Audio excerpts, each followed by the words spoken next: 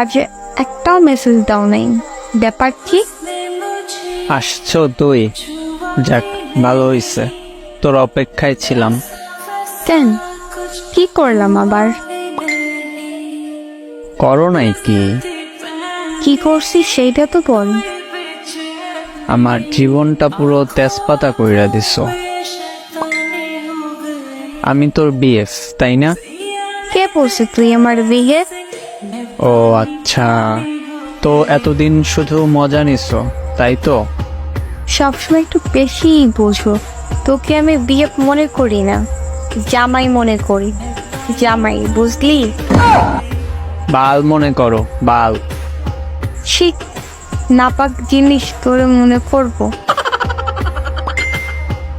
বাদ দে, মেইন কথায় আয়। ও আচ্ছা, এতক্ষণ দুধ ভাত কথা বলছো, আগে বলবি তো।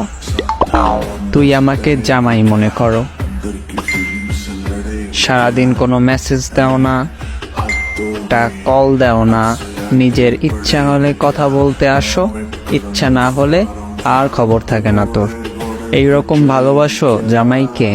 এই শোন, আমার বাসায় ভাইয়ে থাকে, আমি চাইলে কথা বলতে পারি না, তুই এটা জানো। তাও আমার সাথে ঝগড়া করার জন্য এগুলো বলতেছো? তুই থাম। অন্য সব সম্পর্কে দেখি তো দুনিয়া উল্টাইয়া গেলেও জিএফ ঠিকই বিএফ এর খোঁজ নেয়, আর তুই সামান্য ভাইয়ের জন্য আমার সাথে কথা বলতে পারো না? তুই বল, কিভাবে কথা বলবো?